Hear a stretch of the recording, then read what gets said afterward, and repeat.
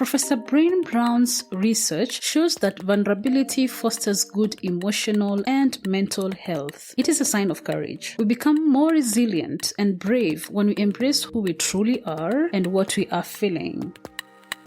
The Vulnerable Scientist podcast is a space for scientists to tell their honest and authentic stories. I am your host, Sarah Nyakeri, who happens to be a scientist, informal science communicator, and I help scientists create personal websites. If you want to support this show, go to www.patreon.com/thevulnerable-scientist. You can also follow this podcast on all social media platforms at TV Scientist Pod. Hi everyone, welcome to the Vulnerable Scientist podcast. I'm your host, Sarah Nyakeri, and I'm excited today because I have a very different kind of scientist who is coming into this podcast, Michael, and I'll let him introduce himself. Hi, Michael. Hi, Sarah. Thank you for having me on the show. Much appreciated. My name is Michael Keenan, and I'm an agricultural economist based in Ruby. So I'm finishing up my PhD at Wageningen University Research, and my graduation date is set for 2 months from now. So hopefully I'm a doctor soon. But I provide consulting services to multilateral agencies and other research institutions. I've worked for private research companies, NGOs, the CG system, multilateral agencies. So, on top of doing my PhD, I spent the last few years providing consulting services. So, in that sense, I've gotten a good view of the sector from many different perspectives, and Okay, great. Where do you come from originally? So I'm from the United States. I lived there until I was about 22. And then I moved out and lived various places since then. Did my master's in Spain. Then went to Rwanda for about half of a year to work for a research firm there. Then ended up in the Netherlands somehow, doing my PhD at Wageningen. But within that PhD framework, it had a significant component of research in East Africa. So I moved to Kenya, and then I just haven't left. I fell in love with Kenya, and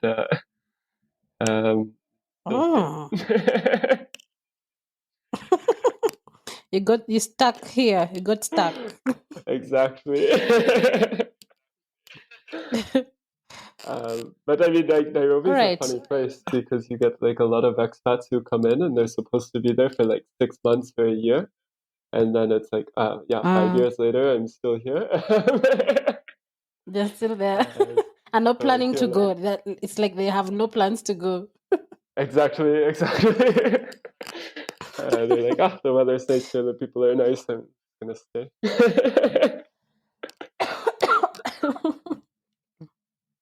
All right.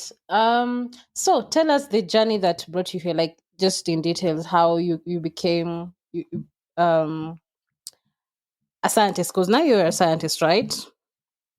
Yeah. Yeah, because there's people who believe they're not scientists when I talk to them. So I have to ask that question. Yeah, a lot of people, they look at economists and no, you're not a scientist. But we're social scientists. Yes. So it's a bit different, but I mean, we develop hypotheses and test them. That makes us scientists. Yes. So how did I become a scientist?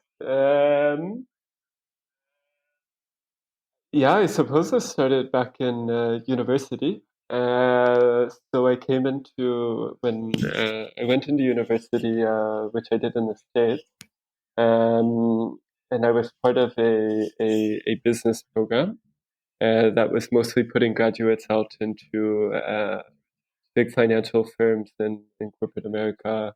And I had grand aspirations to go to Wall Street.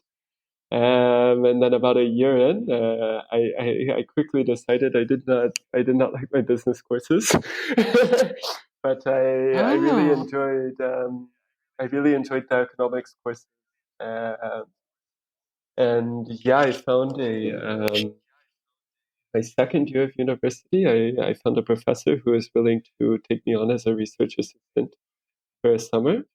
And so it became like a very hands-on learning approach. I took the opportunity and I loved it. I spent the summer working as a research assistant, putting data together, developing economic questions. Um, and yeah, I mean, I haven't really looked back since then. Uh, I would say, yeah, on top of, I mean, I developed it a little bit more as university went on. I picked up a major in mathematics. So I studied both Mm-hmm. economics and mathematics in university. Um, Essentially, I sat down with my academic advisor. I told her, I'm thinking about going to graduate school for economics. I'm really enjoying economic research, and like maybe this is a career path I want to go down. And she just looked at me like, "Well, are you studying Mm-hmm. math?" And I'm like, no. Like, I don't want to study math. I want to Mm-hmm. study economics. And she was like, no, like, you should really consider studying math because this is what's underlying all of the economic research. Um, and so Mm-hmm. this was, I would say, in like some roundabout way, studying mathematics was really what opened the door to like a research career rather than studying economics. And because this really helped me in grad school and helped me kind of get a comparative advantage when looking on job market and things like this of having a quantitative background. Uh, yeah, so that's a very convoluted story of how So I started early on. it's like meandering. um, It's like meandering. yeah, so Um, maybe I can. Wait, so I'll take you back. Yeah, Yes, I'll take you back. So before that, before going to university, did you think about what you wanted to do? very on a very basic level. Uh, I mean, I mean, the thing is, in high school, I mean, we had all these Mm, courses, right? Like biology and Spanish and literature and all this, but like none of them really like showed what a career path would look like or had any direct applicability to like me thinking about jobs and all of this. So I mm, think I really enjoyed my economics course in in secondary school. So going into university, it was just kind of like, oh, okay, well, I'm in the business school, so I guess I want to pursue a career in business somehow. But I had never mm-hmm. considered being a scientist or anything like this. And in my mind, scientists were people sitting in labs doing chemistry, and I had no interest in doing this. I absolutely no interest. So this Mm, career path it just never occurred to me. I didn't even know it was possible. I didn't know jobs like this existed. So, like in a very, very basic sense, I had thought about it, but I didn't know enough to have any like really constructive thoughts that would help me later on. mm, uh, yeah. interesting. Um, You do want to be a scientist who's in the lab. It's interesting that um that people think like we've never thought as scientists as people who are not in the lab. We just think of them as people who are in the lab, right? yeah, exactly. And All I mean, right. yep. No, continue. Yeah, as in, that's interesting. Like, you thought that you wouldn't want to be in the scientist space then. you actually become a scientist. It's just weird. Anyway, it's just something I had to note. So when now you're in business school and you're saying that you're you wanted to, like, what is that thing that made you want to, what is that moment, apart from you not liking the business part of things, what is that moment that made you switch from, like, to say that I want to do economics, and what is that thing that made you look for space for the research assistant position? Because I'm assuming that's when you really knew, like, more of the scientist side of whatever skills that you had, including maths that now you are now learning. Um,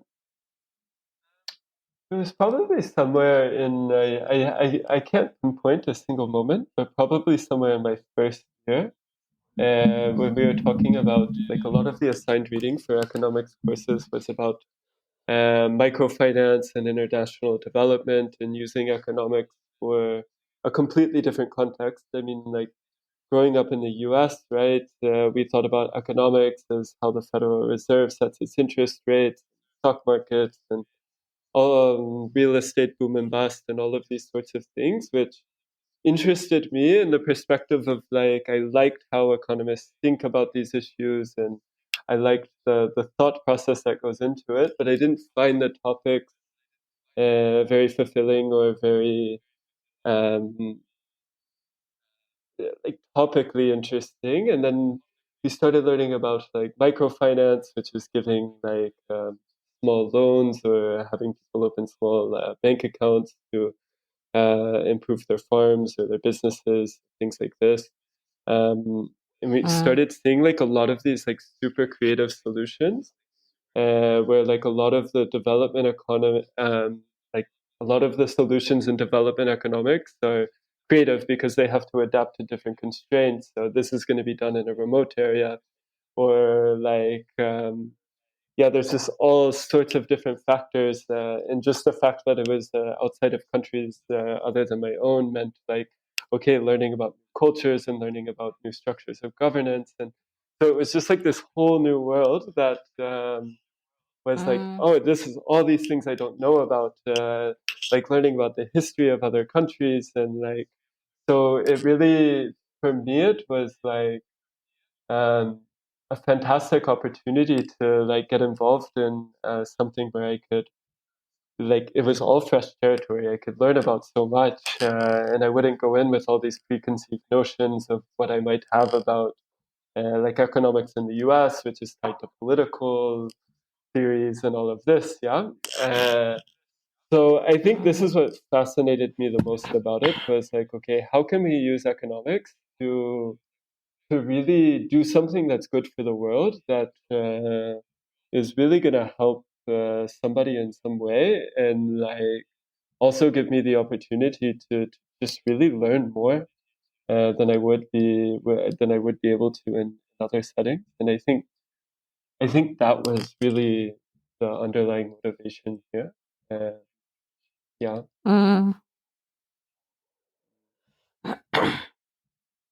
Do you by chance love traveling or learning new cultures? Of course. Of course. This is Did you love that before that? Before that? yeah, yeah, I think so. I mean, I hadn't had so many opportunities to travel, but every time I got the Uh-huh. chance, I took it. So this was, and I was always applying to like internships abroad and all this sort of thing. So like I was Mm. always looking for opportunities to travel. Uh, yeah, in that sense, this Now I see. Like, yeah. yeah, I see how now your interest, like your personal interest and things that you love, come in and just they just gel together with your career at that moment in time, right? Yeah, for sure, for sure. And I mean, like and like my brain's a bit like scattered, right? So like I'm just interested in like a lot of different things, and if I work on the same thing for too long, I just get bored with it. So what I like Mm. about what I loved about economics is it brings in, there's also history, there's also math, there's also political structures, there's so many different, there's culture, there's sociology, all of these different things that come together under this framework where you really have to understand all the different aspects in order to come up with like consistent economic analysis sense and is applicable to the context. And so I think just the diversity of things to bring into it makes it very exciting for me. Okay, tell me what you said you're a, sorry, I'll dwell on that. You said you were a research assistant during your summer, second year, right? Yeah, second or third, something like that. I can't remember. Okay, so what were you studying? What was the research on? Do you want to talk about that? Yeah, so that very first research project was on it was on health shocks. So whether a family member gets sick or passes away, and how this affects small businesses in Indonesia. And then specifically, we wanted to understand, okay, now if you have access to microfinance, small credits and savings services, does this help families cope with these health shocks?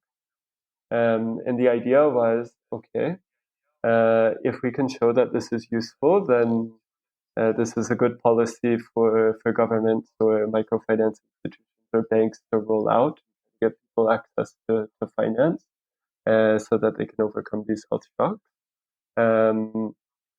So yeah, that's what my very first research project was. Oh, okay. All right.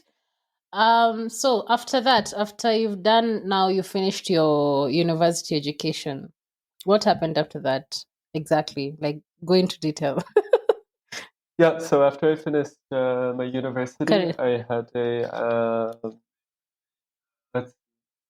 immediately following that, I worked as a research assistant for like 3 months or so with the World Bank.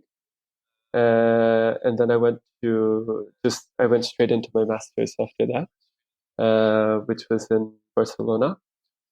And it was a 1-year master's program. Why Barcelona? Because yeah, so I was looking at European schools because the US schools are super, super expensive for master's degrees. Like, can you imagine some of them like 2-year programs and the cost would get into like $150,000, like crazy stuff like that, which would be what, like 10.5 million or 15 million Kenyan shillings, or like just crazy amounts. So That's the a costs lot of in Europe money. were Wow. much, much lower. So I looked at European schools. How much lower? Oof, Sorry, Michael.